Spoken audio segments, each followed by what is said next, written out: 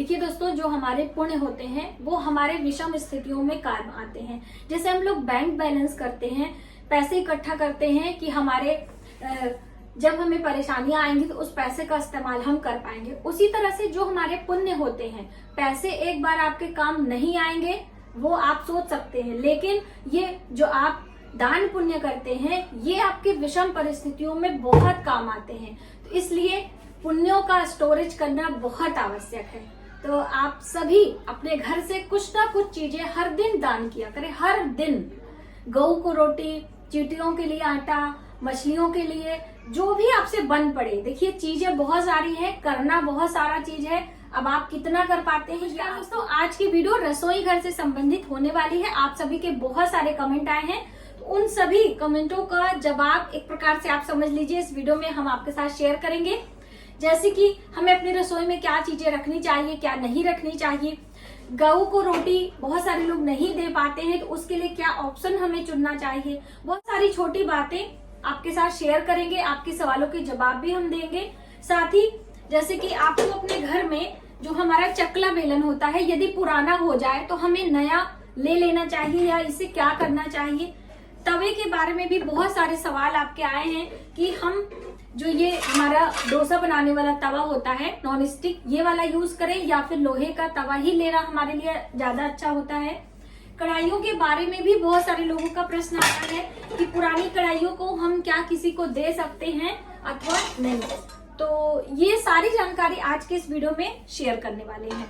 तो शुरुआत हम गौ माता की रोटी से करते हैं। जैसे कि हम अपनी रसोई में जब भी भोजन पकाते हैं तो पहली रोटी गौ माता के लिए निकालते हैं। अब बहुत सारी बहनों का प्रश्न होता है कि मैम हमारे यहाँ गौ माता आती नहीं या कोई देने वाला नहीं, या फिर हम बिना स्नान किए गौ माता को रोटी कैसे बनाएं। तो देखिए उसके लिए ऑप्शन मैंने आपको दिया है, उसके लिए कई वीडियो दी है कि आप एक कंटेनर ले लें। जैसे कि मान लीजिए ये खाली कंटेनर है, आप एक कंटेनर बड़ा सा भी ले सकते हो और उसमें आटा, तो ये देखिए 1 कटोरी आटा, इससे भी थोड़ा आप ले सकते हो। कहने का मतलब एक रोटी में जितना आटा लगता है जब आप अपने रसोई के लिए आटा बना रहे हो, तो आप थोड़ा सा आटा सूखा लेके इस तरह से कंटेनर में डाल दीजिए। हर दिन 1 मुट्ठी आटा उस कंटेनर में आप डालते जाइए। अगर आप ज्यादा अच्छा और बढ़िया उसका रिजल्ट लेना चाहते हो तो आप चावल भी डाल सकते हो। जैसे कि जब हम लोग चावल पकाने जाते हैं तो इस तरह के कंटेनर में ज्यादातर लोगों के यहाँ चावल वगैरह रखा रहता है, और इसके अंदर ये हम लोग जैसे कप डाल के रखा है इसे देखने के लिए। तो आप 1 कप चावल निकाल कर जैसे कि बना रहे हो, ये थोड़ा सा, बिल्कुल थोड़ा सा ये चावल निकाल के आपने रख दिया। इसी तरह से आप चाहे तो दालें भी निकाल सकते हैं, यानी चावल, दाल और आटा, ये तीनों अलग अलग कंटेनर बना लें और उसमें आप भर के रखते जाएं। 1 महीने में आपका कंटेनर भर जाएगा। उसके बाद आपको क्या करना है, शनिवार का दिन हो या फिर शुक्रवार का दिन। शनिवार का दिन खाने पीने की चीजों का दान करने के लिए बहुत ही अच्छा होता है। भगवान शनिदेव की कृपा हमें प्राप्त होती है, और यदि हम शुक्रवार के दिन ये कार्य करते हैं तो हमारा शुक्र ग्रह अच्छा होता है, क्योंकि गौ माता को शुक्र ग्रह से जोड़कर देखा जाता है। वैसे तो 33 कोटि देवी देवता होते हैं, तो आप उन्हें गौ माता को रोटियां सेक लीजिए और सरसों का तेल लगा के खिला दीजिए।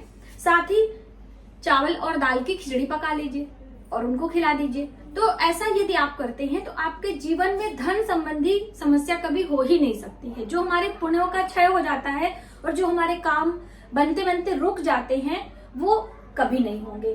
तो आप ये कार्य करना प्रारंभ कर दें। सभी जितनी भी नई हमारी बहनें हैं जिनका विवाह हुआ है वो अपने घर में करना प्रारंभ करें। कभी भी आप कर सकते हो, देखिए दिन में निकाल सकते हो। अब दूसरा जो सवाल था, जैसे मैंने आपको बताया था कि आपको अपने घर से कभी भी हल्दी, नमक, चावल, आटा, ये 4 चीजें खत्म नहीं होने देना चाहिए। एक शॉर्ट वीडियो भी अभी दिया था, तो उसी पर बहुत सारे लोगों के प्रश्न आए थे कि मैम जब हमारे जो कंटेनर होता है, जैसे मान लीजिए हल्दी आपने इस डिब्बे में रखा, अब ये जब हम समाप्त नहीं होने देंगे तो इसे धोएंगे कैसे, उसमें कीड़े लग जाएंगे, ये ब्ला ब्ला, बहुत सारी इस तरह के सवाल है। तो देखिए बहन, जैसे ये हमारा हल्दी का डिब्बा है, मैं आपको दिखाई दूं, ये देखिए हल्दी का डिब्बा है। अब इसको अभी हमारा इसमें काफी है और फिर भी मैंने इसे मंगा के रख लिया है। अब क्या करना है, इस हल्दी को आप पैकेट में ही रहने दीजिए और इस हल्दी में थोड़ा बहुत जो बचा है इसे आप किसी कटोरी में निकाल के रख लीजिए और इस कंटेनर को साफ कर लीजिए। सिंपल सी बात है। ऐसा नहीं है कि आप इसे कभी धोएंगे ही नहीं, कभी साफ नहीं करेंगे। इसी तरह से जो हमारे चावल का कंटेनर होता है, जैसे ये चावल का कंटेनर है, तो चावल अलग डिब्बे में आप भर के रख लीजिए और ये पुराना वाला डिब्बा जो है आप धो के साफ कर लीजिए। ये प्रोसेस होता है, इसमें कोई नहीं समझ में नहीं आया था, इसलिए आप लोग कंफ्यूज हो गए थे कि बिल्कुल समाप्त नहीं होने देना, तो क्या हम कभी उस कंटेनर को धोएंगे नहीं।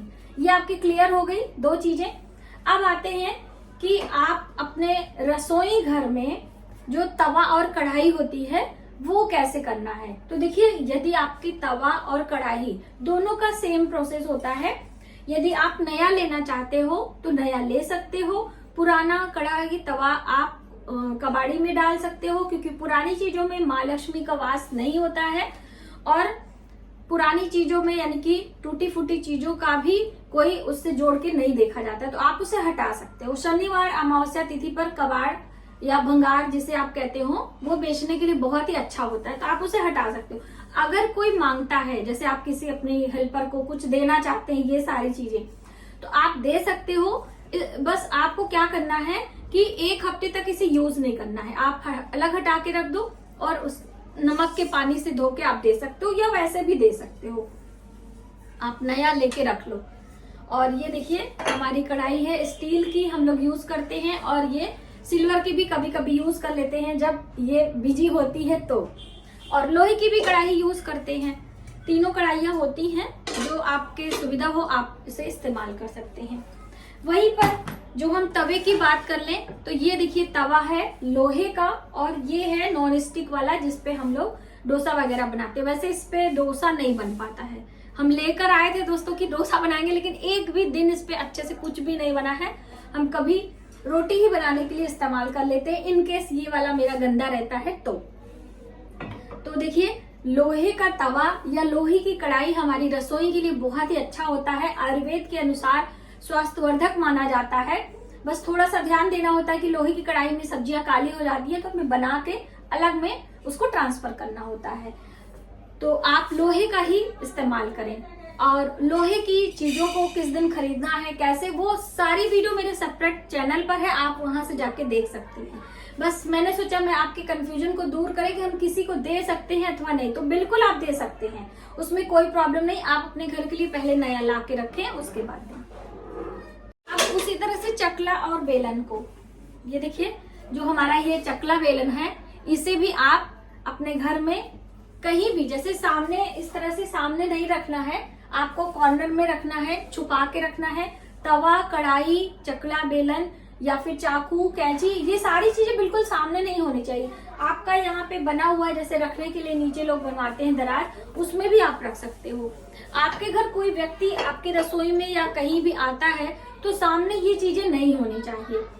आप जैसे भाजी तरकारी आप रख सकते हो, जैसे कि आपकी सब्जियों का बास्केट है तो आप उसमें सब्जियां रख सकते हो, कहीं भी सब्जियों का पोस्टर भी आप अपनी रसोई में लगा सकते हो, लेकिन ऐसे ये तवा, कढ़ाई और कैंची वगैरह आप सामने ना रखें। दोस्तों कई लोगों ने पूछा था क्या हम अपनी रसोई घर में मिरर लगवा सकते हैं कि नहीं, तो दोस्तों आप अपनी रसोई घर में मिरर ना लगवाएं, ये हमारे लिए अच्छा नहीं होता है। जैसे ये मिरर हमारा चेहरा दिखाता है, ये वाला मिरर हमें नहीं लगाना चाहिए। और कई बहनों का प्रश्न आया था कि क्या हम अपने घर में, रसोई घर में कैलेंडर लगा सकते हैं कि नहीं। तो देखिए कैलेंडर हम लोग अक्सर लगाते हैं, तो ये वाला हम इस्तेमाल करते हैं, तो आप लगा सकते हो।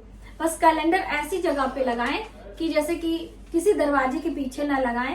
पूर्व दिशा में आप कैलेंडर लगाएं, नॉर्थ दिशा में आपको कैलेंडर लगाना चाहिए, यानी ईस्ट और नॉर्थ की वॉल पे आप कैलेंडर लगा सकते हो, जिसमें आप ये देख सकते हो टाइम वगैरह। वहीं पर बहुत सारी बहनों ने पूछा था नमक के बारे में कि हमें नमक नहीं करना है, दान कैसे करें, क्योंकि सिंगल नमक का दान नहीं किया जाता है, तो हम कैसे दान करें। तो देखिए जैसे मैंने आपको बताया था कि दाल, चावल और आटा, गुड़, नमक, हल्दी, यानी जिसे पूरा सीधा बोला जाता है उसके साथ में आप नमक का दान कर सकते हैं। सिंगल नमक आप दान ना करें, क्योंकि जो नमक होता है वो शुक्र ग्रह से संबंध रखता है, चंद्रमा से संबंध रखता है, और ये सारी चीजें माँ लक्ष्मी से जोड़ के देखी जाती हैं, धन से जोड़ के देखी जाती हैं। जैसे कि हल्दी की भी हम बात कर लें तो ये सारी चीजें सिंगल नहीं दे सकते, आप किसी चीज के साग सब्जियों के साथ में दे सकते हैं। जैसे कि आप ढेर सारी सब्जियां खरीद लें, उसके साथ में नमक रखकर दान कर सकते हैं, उसके साथ आप हल्दी रख के दान कर सकते हैं। सिंगल आप दान ना करें, ये हमारे लिए अच्छा नहीं होता है। देखिए आप दान करेंगे तो कोई मना थोड़ी करेगा कि हमें मत करिए, तो इसलिए ये छोटी छोटी बातें आपको ध्यान में रखनी। वीडियो में बस इतना ही। यदि हमारी जानकारी आपको थोड़ी सी भी हेल्पफुल लगे तो प्लीज लाइक जरूर करिएगा और शेयर कर दीजिएगा अपनी फैमिली फ्रेंडों में। और यदि फेसबुक पेज से देख रहे हैं और यूट्यूब से देख रहे हैं तो नए वीडियो के लिए सब्सक्राइब कर लीजिएगा और बेल आइकन को दबा दीजिएगा। बेल आइकन आप लोग नहीं दबाते हैं, इसीलिए वीडियो का नोटिफिकेशन आपको नहीं पहुंचता है। मिलते हैं एक नई जानकारी के साथ नए वीडियो में, तब तक आप अपना ख्याल रखें। जय माता दी।